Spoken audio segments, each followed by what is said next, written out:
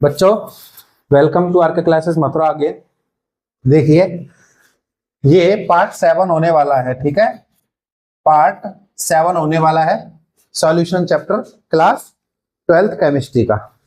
ध्यान से समझना सब लोग। क्या पढ़ेंगे आज? सबसे पहले पढ़ेंगे एज़ोट्रोपिक मिक्सचर या कांस्टेंट बॉइलिंग मिक्सचर। हिंदी में से कहते हैं स्थिर क्वाथी मिश्रण। होते क्या है समझिएगा। क्या देख रहा है तू? ठीक है, देखो क्या होते हैं। The mixtures which boil at constant temperature, ठीक है, without any change in its composition, without any change in its composition। मतलब अपनी बनावट में परिवर्तन हुए बिना जो मिश्रण एक स्थिर तापमान पर उबलते हैं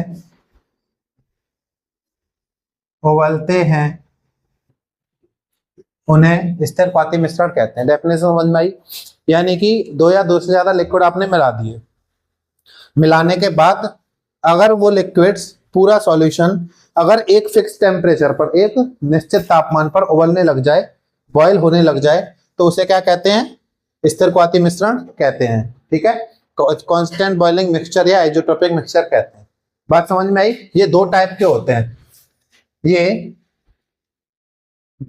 होते हैं। एक होते हैं मिनिमम बॉइलिंग एजियोट्रोप।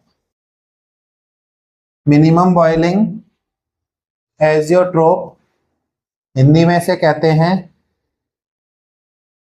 निम्न क्वाथी विलयन, है ना, निम्न क्वाथी विलयन। और एक होते हैं मैक्सिमम बॉइलिंग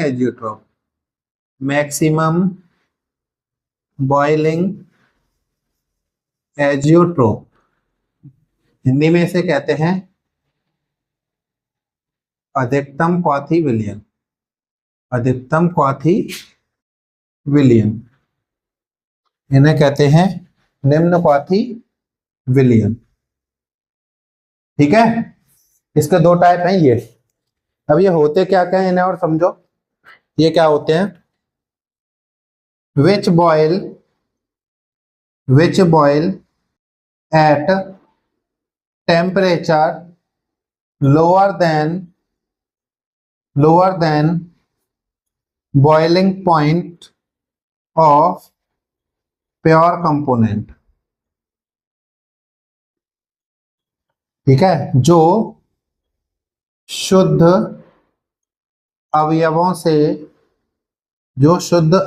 से कम ताप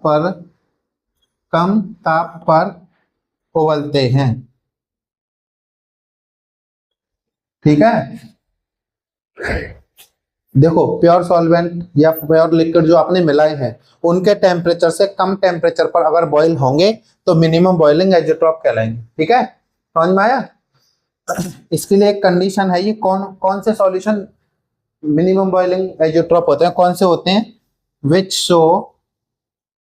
show positive deviation of Rawls law. आप लोगों ने रॉल्स लॉ पढ़ा था? आइडियल नॉन आइडियल सॉल्यूशन पढ़े थे? तो नॉन आइडियल सॉल्यूशन में पॉजिटिव डेविएशन पढ़ा था। पॉजिटिव डेविएशन, है ना? तो पॉजिटिव डेविएशन वाले जो भी सॉल्यूशन है वो सब कैसे होते हैं? मिनिमम बॉइलिंग होते हैं। ठीक है, इसका एक हिंदी में लिख दूं पहले इसे, जो, या ऐसे लिख लो, ये राउल्ट के नियम से धनात्मक विचलन दिखाते हैं, ठीक है, धनात्मक विचलन दर्शाते हैं, ठीक है। एग्जाम्पल, अच्छा आपने नॉन आइडियल सॉल्यूशन का पॉजिटिव डेविएशन में क्या एग्जाम्पल पढ़ा था? एल्कोहल एंड वाटर पढ़ा था ना, एल्कोहल और पानी का मिश्रण पढ़ा था। तो इसका एग्जाम्पल क्या है? 95% volume by volume solution of ethanol in H2O। Ethanol in H2O, ये एग्जाम्पल किसका था? Non ideal solution positive deviation. अगर आप 95% लेंगे यानी कि 95 ग्राम या 95 ml इथेनॉल लेंगे 100 ml वाटर में, है ना, तो ये इसका एग्जांपल हो गया। दूसरा उसको पढ़ते हैं, which boil at temperature higher than pure solvent या प्योर कंपोनेंट। ये प्योर कंपोनेंट से ज्यादा टेम्परेचर पर बॉयल करते हैं। मैक्सिमम बॉइलिंग एजोट्रोप कौन से होते हैं? Which boil at temperature higher than pure solvent. Pure solvent से ज्यादा टेम्परेचर पर जो बॉयल होते हैं वो मैक्सिमम बॉइलिंग एजोट्रोप, अधिकतम क्वाथी विलयन कहलाते हैं, है ना। हिंदी में लिखें, जो शुद्ध अवयवों से अधिक तापमान पर उबलते हैं। ये कौन से दिखाते हैं? ये वाले तो पॉजिटिव डेविएशन वाले होते हैं, ये नेगेटिव डेविएशन दिखाते हैं। क्या लिखेंगे? दे शो नेगेटिव डेविएशन, ठीक है। ये ऋणात्मक विचलन दर्शाते हैं, ऋणात्मक विचलन दर्शाते हैं। इसका एग्जांपल लिखें आप लोगों ने बेटा। इसका एग्जांपल क्या लिखा था? नॉन आइडियल सॉल्यूशन में नेगेटिव डेविएशन वाले में क्या लिखा था? HNO3 in water. इसका एग्जांपल है 68% weight by volume solution of HNO3 in H2O, ठीक है, HNO3 इन H2, ये इसका एग्जांपल होगा। बात समझ में आ गई सबके? अच्छा लिख लो।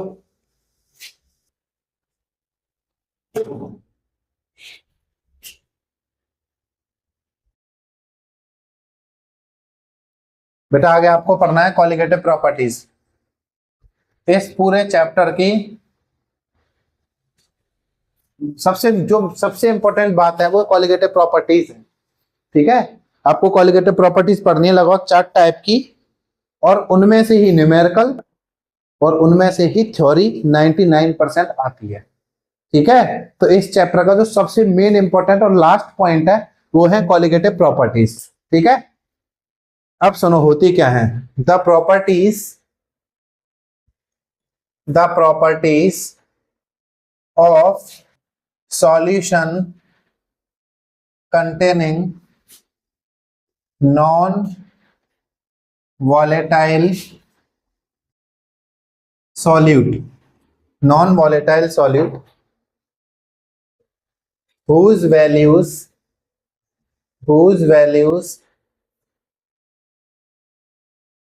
depend on number of solute particles, not upon nature of solute। इसका मतलब समझो, नॉन वॉलेटाइल सॉल्यूट का कोई सॉल्यूशन है। नॉन वॉलेटाइल सॉल्यूट का मतलब जानते हो? मैंने आपको वॉलेटाइल का मतलब बताया था। वॉलेटाइल का मतलब वाष्पशील, जो वेपर में बदल जाए वो वॉलेटाइल, और जो वेपर में नहीं बदलता वो नॉन वॉलेटाइल। समझ में आया? नॉन वॉलेटाइल का मतलब जो वेपर में नहीं बदलते, ऐसे सारे पार्टिकल्स या ऐसे सारे सब्सटेंस क्या होते हैं? नॉन वॉलेटाइल होते हैं। तो कोई सॉल्यूशन जिसमें नॉन वॉलेटाइल सॉल्यूट घुला है और उसकी प्रॉपर्टी सॉल्यूट के पार्टिकल्स के नंबर पर डिपेंड करती है। सॉल्यूट पार्टिकल कितने हैं गिनती में? 1000 है, 5000, 10,000 कितने हैं? तो सॉलिड पार्टिकल्स पर डिपेंड करती है, ना कि सॉलिड के नेचर पर डिपेंड करती है। उन सारी प्रॉपर्टीज को क्या कहते हैं? कोलिगेटिव प्रॉपर्टी कहते हैं। समझ में आया? कोलिगेटिव प्रॉपर्टी वे सारी प्रॉपर्टी जो सॉलिड के पार्टिकल्स के नंबर पर डिपेंड करती हैं, उनके नेचर पर डिपेंड नहीं करती। ठीक है, हिंदी में लिखेंगे, ऐसे गुण जो विलय के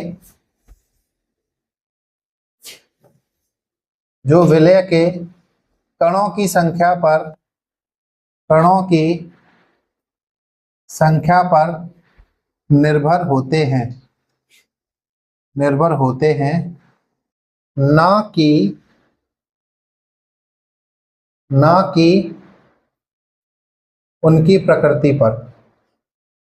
उनकी प्रकृति पर। ठीक है, अवाष्पशील पदार्थ के विलयन के उन गुणों को अणुसंख्य गुणधर्म कहते हैं। अणुसंख्य गुणधर्म कहते हैं। समझ में आया? हिंदी मीडियम? Yes sir. तो आइए सोने का।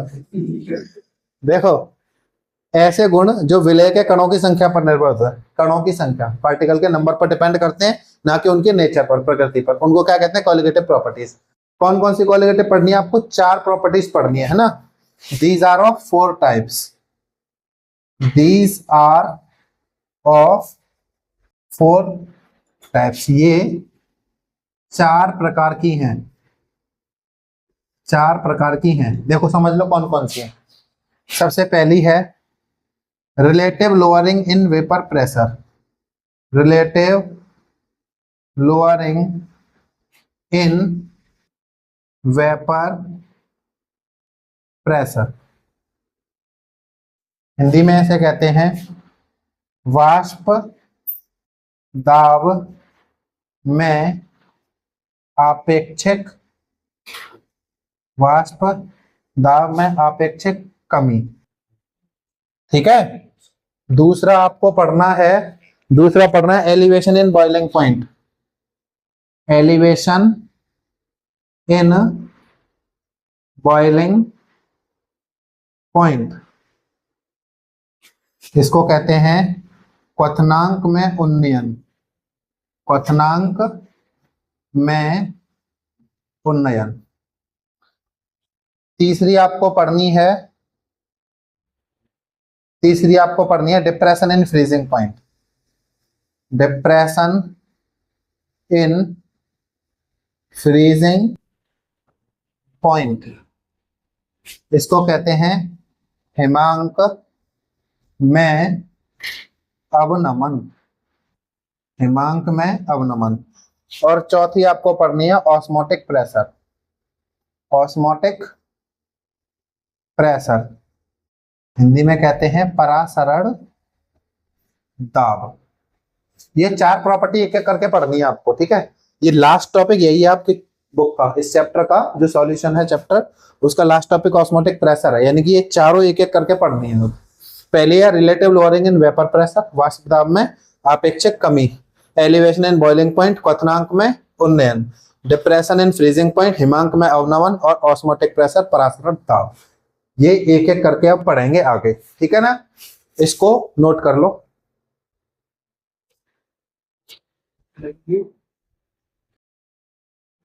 देखो, पहली कोलिगेटिव प्रॉपर्टी है relative lowering in vapour pressure, यानी कि वाष्प दाब में आपेक्षिक कमी।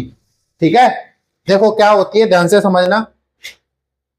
When any non volatile solute is added in volatile solvent, then its vapor pressure decrease. This is called called relative lowering in vapor pressure। Hindi में लिख देता हूं फिर समझाता हूं आपको। जब किसी वाष्पशील द्रव में अवाष्पशील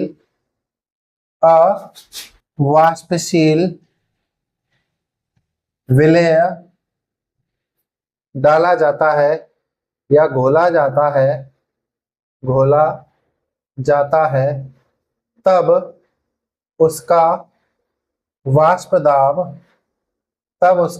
दाब कम हो जाता है, कम हो जाता है। इसे वाष्प दाब में कमी या वाष्प दाब में आपेक्षिक कमी कहते हैं, आपेक्षिक कमी कहते हैं। देखो ध्यान से सुनना, सुनो। कोई वॉलेटाइल लिक्विड है, वॉलेटाइल का मतलब जो वेपर में बदल जाए, है ना, उसका कोई बॉइलिंग पॉइंट भी होगा। फिर अगर वो वेपर में बदल रहा है तो उसका कोई बॉइलिंग पॉइंट होगा। फिर उसमें एक ऐसा सॉलिड डाल दिया है, जो वेपर में नहीं बदलता, है ना। वेपर में बदलने वाले लिक्विड में एक ऐसा विलेय डाल दिया है जो वेपर में नहीं बदलता, यानी कि वो वाष्प में नहीं बदलेगा। तो ऐसा करने के बाद होता क्या, जो सॉल्यूशन बनता है उसका वेपर प्रेशर उस लिक्विड के, जो लिक्विड से हमने बनाया है ना सॉल्वेंट, उसके वेपर प्रेशर से कम हो जाता है। इसी को बोलते हैं relative lowering in vapour pressure. समझ में आया? जैसे मान लो हमारे पास है वाटर एक ऐसा लिक्विड है जो वेपर में बदल जाता है। हमने उसमें कोई ऐसा सॉलिड डाल दिया जो वेपर में नहीं बदले, जैसे कि चीनी डाल दी और चीनी डालेंगे, उसमें घोल देंगे, सॉल्यूशन बन गया। तो चीनी तो वेपर में नहीं बदलती ना, क्या बदलती है चीनी? नहीं, चाशनी बन जाएगी लेकिन वेपर में नहीं बदलेगी, है ना। तो उसको डालने के बाद वाटर का बॉइलिंग पॉइंट कम हो जाता है, यानी कि जो सॉल्यूशन बन गया उसका 100 डिग्री सेल्सियस जो पानी का बॉइलिंग पॉइंट है उससे कम हो जाता है, 99 हो जाएगा या 99.5 हो जाएगा चीनी मिलाने पर। समझ गए? इसी को relative lowering in vapour pressure कहते हैं हिंदी में। जब किसी वाष्पशील द्रव में अवाष्पशील विलेय घोला जाता है तब उसका वाष्प दाब कम हो जाता है। इसे ही आपेक्षिक कमी, वाष्प दाब में आपेक्षिक कमी कहते हैं। समझ में आया? अब सुनो, ऐसा होता क्या है, इसका रीजन भी पूछा जाता है बेटा। कारण बहुत ही छोटा सा, वैसे तो देखो कितना भी बड़ा लिख दो, लेकिन जितना सरल अपनी भाषा में लिखेंगे सिंपल लैंग्वेज में उतना ही अच्छे से समझ में आएगा। पहले समझ लो, देखो क्या है। जैसे मान लो ये कोई बर्तन है, ठीक है। अब इसमें लिक्विड भरा हुआ है, ये है सॉल्वेंट, ठीक है। अब यहां अगर ये केवल सॉल्वेंट है तो यहाँ पूरी जो सरफेस है इसमें केवल सॉल्वेंट के पार्टिकल हैं। तो जब हम इसको हीट करेंगे तो सॉल्वेंट वेपर में बदलेगा और वेपर प्रेशर आएगा कुछ ना कुछ, ठीक है, यानी कि वेपर प्रेशर कुछ ना कुछ आ जाएगा। लेकिन अगर आप इसमें सॉलिड डाल दोगे तो सरफेस पे सॉलिड के भी तो पार्टिकल आएंगे, सॉलिड पार्टिकल्स, यानी कि विलेय के कण, सॉलिड पार्टिकल्स। अब क्या होगा कि जितने पार्टिकल पहले प्योर सॉल्वेंट में वेपर में बदल रहे थे उससे कम बदलेंगे। क्यों? क्योंकि सॉल्यूट ने सरफेस को कवर कर लिया है, वो खुद तो वेपर में बदल नहीं रहे, क्योंकि सॉल्यूट कैसा है, देखो सॉल्यूट है नॉन वोलेटाइल, अवाष्पशील है ना। तो इसी वजह से surface area of solvent particles कम होने की वजह से वेपर प्रेशर उसका कम हो जाता है, ठीक है। देखिए इसका रीजन लिखेंगे, it is because at surface, यानी कि सरफेस पर solute particles are present,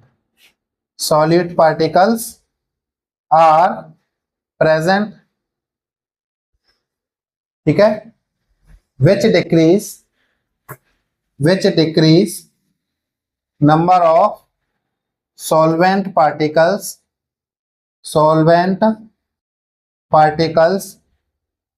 undergoing undergoing vaporisation.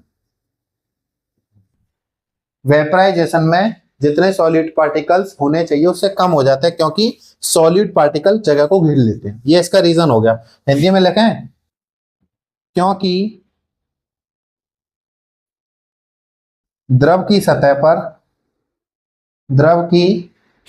सतह पर अवाष्पशील द्रव की सतह पर अवाष्पशील विलय के कण उपस्थित होते हैं। विलय के कण उपस्थित होते हैं, जिससे